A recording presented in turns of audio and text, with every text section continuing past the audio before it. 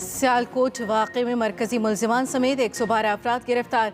इब्तदाई रिपोर्ट वज़ीर आज़म को पेश। रिपोर्ट में कहा गया इश्तियाल दिलाने वाले मुल्जिमों को मज़ीद तहकीकात के लिए नामालूम मुकाम पर मुंतकिल कर दिया गया। फैक्ट्री मैनेजर की मुआवनत से वाक़े में मुलव्वस अफराद की शनाख्त की गई।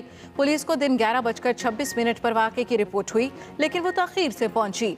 वाक़े के बाद फैक्ट्री मालिकान और इंतजामिया गायब हो गए।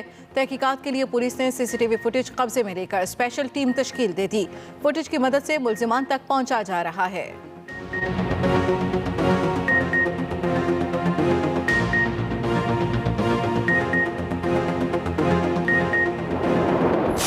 हमारा फोकस इस बात पे है कि इसको हम टेस्ट केस बनाएं, क्योंकि हमारे मुल्क के लिए भी शर्मिंदगी है, हमारे लिए भी शर्मिंदगी है कि हमारे मुल्क में ऐसा वाकया हुआ है। इसमें अगर कोई है किसी लैब किसी भी तरफ से, उसका हम जायजा लेंगे इंशाल्लाह और उसको कोशिश करेंगे कि आइंदा इस किस्म का ना हो। सियालकोट में गैर मुल्की फैक्ट्री मैनेजर के कातिल और लाश की बेहुरमती का मुकदमा 900 अफराद के खिलाफ दर्ज। दहशत गर्दी की दफात भी शामिल। IG पंजाब की तर्जुमान पंजाब हुकूमत हसन खावर के साथ न्यूज़ कॉन्फ्रेंस। बताया झगड़ा 10:02 पर शुरू हुआ। मैनेजर की मौत 11:05 पर हुई। पुलिस 11:18 पर पहुंच गई थी। मरकजी मुल्जिम फरहान इदरीस समेत 100 से ज़ायद अफराद को हिरासत में ले लिया गया। मुल्जिमान की गिरफ्तारी के लिए 200 से ज़ायद छापे मारे गए। अभी तक पुलिस की कोताही सामने नहीं आई।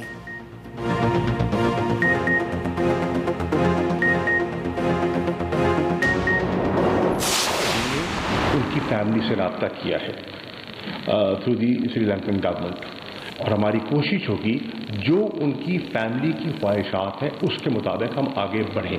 जहाँ उनकी तसल्ली तशफ़ी होगी, जैसे वो चाहेंगे हम वैसा ही करेंगे। 22.8 मिलियन अफगान जो हैं वो फूड शॉर्टेजेस का शिकार हो सकते हैं। सियालकोट वाक़या इंतहाई अफसोसनाक और काबिल नदामत है। श्रीलंका से ताल्लुकात मुतासर नहीं होंगे। वज़ीर आज़म मामले को खुद देख रहे हैं। वज़ीर ख़ारजा शाह महमूद कुरैशी की लाहौर में न्यूज़ कॉन्फ्रेंस। कहा श्रीलंकन हाई कमिश्नर को लम्हा ब लम्हा बाखबर रखा जा रहा है। इंतज़ामिया को इंक्वायरी के लिए 48 घंटे की मोहलत दे दी है। मज़ीद कहा अफगानिस्तान के असासे मुंजमद रहे तो मुआशी बहरान आ सकता है। दुनिया को अफगानिस्तान के हालात समझने की ज़रूरत है। भारत अफगानिस्तान का सारा मलबा पाकिस्तान पर डालना चाहता था। पाकिस्तान ने भारत के अज़ाइम को नाकाम बना दिया।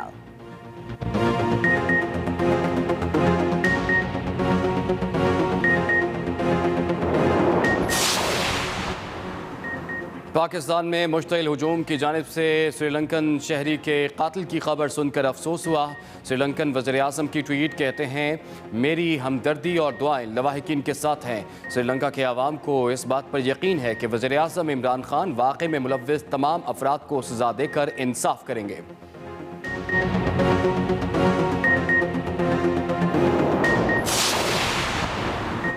एमनेस्टी इंटरनेशनल का भी सियालकोट वाक़े पर तशवीश का इजहार। कहा फौरी तौर पर आज़ादाना गैर जानिबदाराना तहकीकात होनी चाहिए। कसूरवारों को जवाबदेह होना चाहिए। वाक़या निशानदही करता है ऐसा माहौल जो लोगों से बदसलूकी और जानों को खतरे में डालता है, उसकी इस्लाह की जानी चाहिए।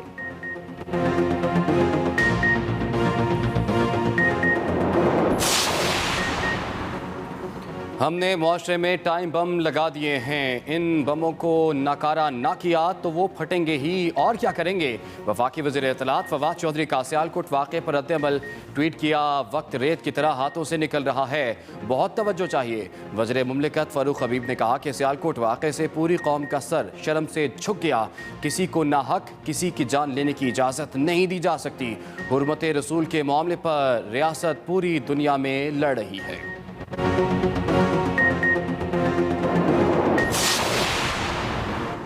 किसी पर संगीन इल्ज़ाम लगाकर खुद सजा देने का कोई जवाज़ नहीं। मुफ्ती तकी उस्मानी का सियालकोट वाक़े पर रद्द-ए-अमल। कहते हैं सियालकोट वाक़े ने मुल्क व मिल्लत को बदनाम किया। नाखुशगवार वाक़े की मज़म्मत करते हैं। मुफ्ती मुनीबुर रहमान ने कहा वाक़े से आलमी सतह पर पाकिस्तान का मनफी तासुर गया। पाकिस्तान में एक आइनी और कानूनी निज़ाम मौजूद है। सियालकोट वाक़या मुल्क व मिल्लत के मफाद में नहीं।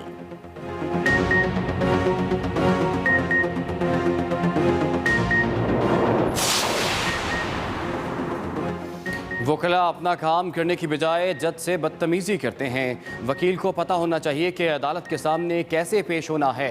Chief justice of Pakistan justice Gulzar Ahmed का पंजाब बार काउंसिल की तकरीब से खिताब। बार काउंसिल को नए वकला की तरबियत के लिए अकेडमी की तजवीज़ भी दे दी। Chief justice Lahore high court justice Amir Bhatti ने अपने खिताब में कहा कि फैसला पसंद न होने की सूरत में अदालतों पर हमला जायज़ नहीं। ऐसे नहीं होता घर के बच्चे उठकर बाप पर हमला कर दें।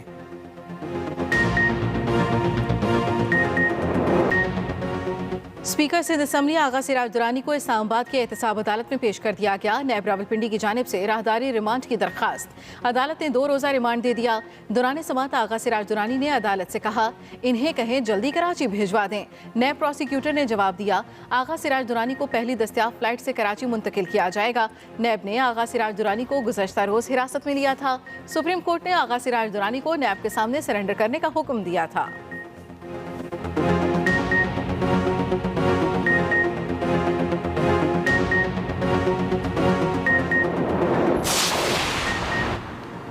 लाहौर के हल्का NA 133 में ज़िमनी इलेक्शन का मैदान कल सजेगा। पोलिंग के लिए 254 पोलिंग स्टेशन कायम। सिक्योरिटी इंतजाम भी मुकम्मल। ख्वाजा साद रफ़ीक, अली परवेज़ मलिक और अता तारड़ की मुश्तरका न्यूज़ कॉन्फ्रेंस। ख्वाजा साद रफ़ीक ने कहा कि मौजूदा नालायक टोले ने मुल्क को तबाही के धाने तक पहुँचा दिया है।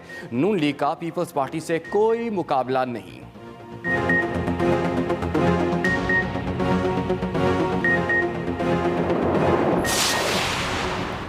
कराची में MQM का नए बल्दियाती तरमीमी बिल के खिलाफ अब्बासी शहीद अस्पताल में एहतजाजी मुजाहरा। साबिक मेयर कराची वसीम अख्तर ने एहतजाजी मुजाहरे से खिताब में कहा नाअहल और करप्ट पीपल्स पार्टी की हुकूमत 13 साल से पूरे सूबे खास तौर पर कराची पर काबिज है। कराची दुश्मनी पर मबनी मनमाने कानून बनाए जा रहे हैं। पाकिस्तान के मुआशी हब को तबाह करने की साजिश की जा रही है।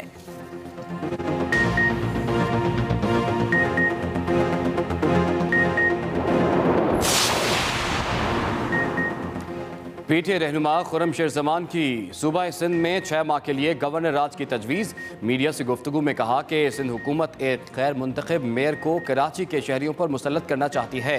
बाइख्तियार बल्दियाती निज़ाम से ही मसाइल का हल मुमकिन है। सारे काम विफाक ने करने हैं तो सिंध हुकूमत क्या कर रही है?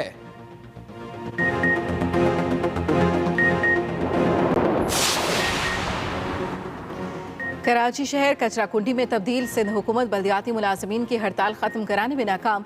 डेडलॉक की सजा शहरी भुगतने लगे। शहर में हर तरफ कचरा ही कचरा। सड़कों, गलियों और चौराहों पर बिखरा कचरा शहरियों की सेहत के लिए खतरा बन गया। ताफून उठने के बाद सांस लेना दुश्वार। वबाई अमराज फूटने का भी खदशा।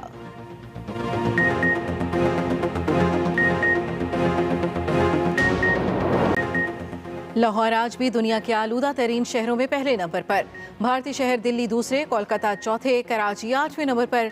लाहौर समेत पंजाब भर में स्मॉग और धुंध का राज। लोगों को सांस लेने में मुश्किलात, आंखों में जलन समेत दीगर तिब्बी मसाइल का भी सामना। बहावलपुर, फैसलाबाद, रायगढ़ में भी एयर क्वालिटी इंडेक्स खतरे की हदों को छू रहा है।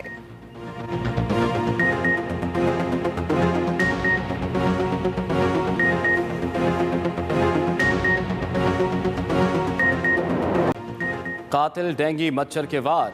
24 घंटों के दौरान पंजाब में मजीद 3 मरीज जान की बाजी हार गए। तीनों अमवात लाहौर में हुई। एक दिन में 73 नए मरीज भी सामने आए। 59 मरीजों का ताल्लुक लाहौर से है। सूबे में डेंगू के मरीजों की मजमूई तादाद 25,605 तक पहुँच गई।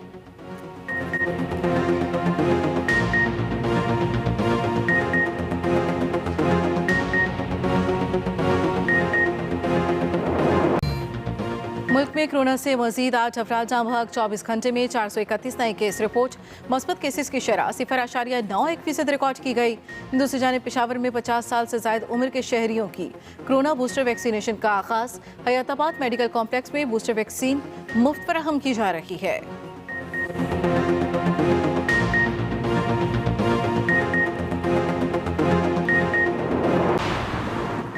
कीमियाई हथियारों पर पाबंदी के लिए पाकिस्तान के किरदार का एतराफ़। पाकिस्तान कीमियाई हथियारों पर पाबंदी की आलमी तंजीम की एग्जेक्टिव कौंसिल के लिए दोबारा मुंतखब। तर्जुमान दफ्तर खारजा के मुताबिक पाकिस्तान को 2022 से 24 के लिए एग्जेक्टिव कौंसिल में मुंतखब किया गया। 41 रुकनी एग्जेक्टिव कौंसिल के लिए दोबारा इंतखाब पाकिस्तान के मस्बत किरदार का मुंह बोलता सबूत है।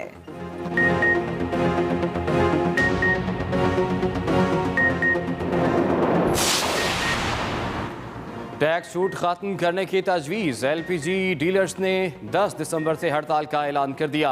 Chairman LPG dealers association Irfan Khokhar ने मीडिया से गुफ्तगू में कहा कि टैक्स छूट खत्म होने से LPG 15 रुपये किलो महंगी हो जाएगी। ये आम और गरीब आदमी का फ्यूल है। हुकूमत का फैसला मंजूर नहीं।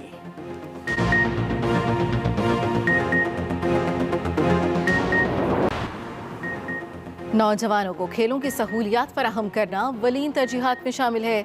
वज़ीर आज़म की सदारत में नेशनल स्पोर्ट्स पॉलिसी और पाकिस्तान स्पोर्ट्स बोर्ड के इंतजामी ढांचे की असर नौ तश्कील पर आला सतह का इजलास। वज़ीर आज़म ने कहा, नौजवानों की शिरकत बढ़ने से खेलों का म्यार बेहतर होगा। पाकिस्तान स्पोर्ट्स बोर्ड रेगुलेटर के तौर पर काम करेगा। वज़ीर आज़म की जारी मंसूबों पर काम मुअय्यना मुद्दत में मुकम्मल करने की हिदायत।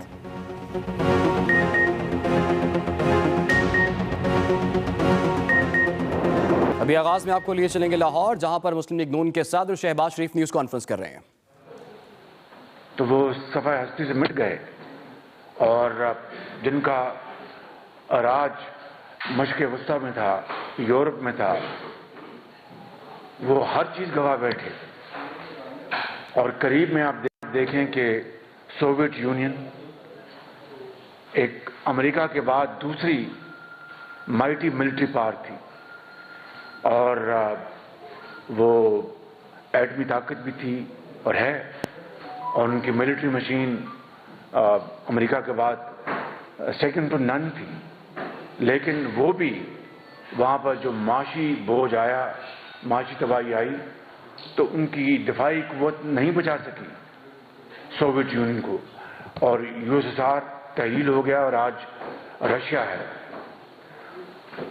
तो इसी हवाले से मैं ये कहना चाहता हूँ कि पाकिस्तान के अंदर आज जो माशी सूरत हाल है वो बदकिस्मती से इंतहाई ख़राब है, और इस वक्त आम आदमी के लिए ज़िंदगी गुजारना मुश्किल हो चुका है। और ये माशी तबाही अगर हमने जो वक्त बड़ी तेज़ी से जारी है, इसको हमने कंट्रोल ना किया तो खुदा का अल्लाह ना करे पाकिस्तान को ख़तरात लाक हो सकते हैं। और इस हवाले से मैं समझता हूँ कि इकबाल का वो शेर बड़ा मौजू है इस मौके के लिए कि फितरत अफराद से अगमाज कर लेती है, फितरत अफराद से अगमाज कर लेती है, कभी करती नहीं मिल्लत के गुनाहों को माफ। तो ये जो इस वक्त जो इस हुकूमत PTI हुकूमत की 3.5 साल में जो इन्होंने ब्लंडर्स किए हैं इकॉनमी के हवाले से और जो तबाही की है, चाहे वो कर्जों की मद में हो, चाहे वो इन्फ्लेशन हो। देखिए आज 3 चीज़ें आज पाकिस्तान की मईशत को खोखला कर रही हैं। इन्फ्लेशन, महंगाई, अफरात ज़र और बेरोजगारी। कोविड के ज़माने से पहले आप आ जाएं तो उस वक्त इनकी कारकर्दगी क्या थी। कोविड आया मार्च 2020 में, तो मार्च 20 से पहले आप कारकर्दगी देख लें तो आपके सामने है। और कोविड आज सिर्फ पाकिस्तान में तो नहीं आया, पूरी दुनिया में कोविड ने तबाही मचाई है। और पूरी दुनिया में महंगाई, यकीनन महंगाई आई है, लेकिन आज महंगाई के हवाले से पाकिस्तान दुनिया की फहरिस्त में 3रे नंबर पे है। यानी 3रा मुल्क है जहां पर हाईएस्ट लेवल ऑफ इन्फ्लेशन है, फूड इन्फ्लेशन। आप जनूबी एशिया में जितने भी ममालिक हैं, हम सबसे आगे हैं महंगाई में। इसकी क्या वजह है? और जो हमारी जो माशी तरक्की है उसके ऊपर मैं बात करूंगा, लेकिन मैं कहना ये चाहता हूं कि खुदादाद मुल्क पाकिस्तान आज इस वक्त इंतहाई मुश्किलात में घिरा हुआ है। और एक आम आदमी भी जानता है कि तारीख के पाकिस्तान की तारीख के संगीन तरीन बहरान में आज हम मुब्तला हैं। और अगर हमने इसको वॉर फुटिंग के ऊपर हमने काम न किया तो फिर खुदा ना करे मेरे मुंह में खाक, फिर हमें तबाही से कोई नहीं बचा सकता।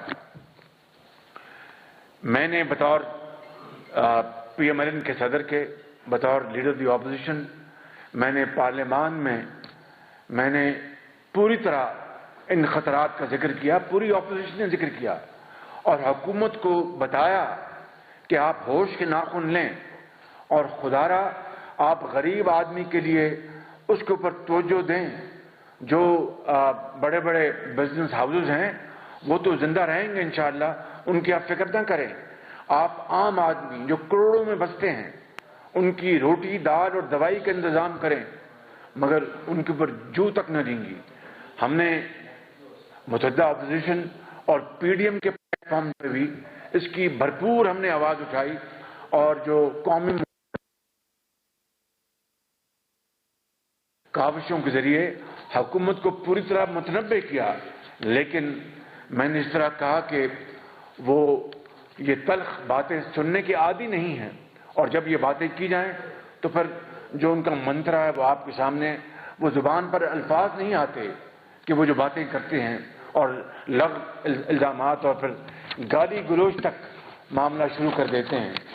तो मैं ये कहना चाहता हूं कि 2018 में आप देखें कि क्या सूरत हाल थी जून में, जब मियां नवाज शरीफ की हुकूमत की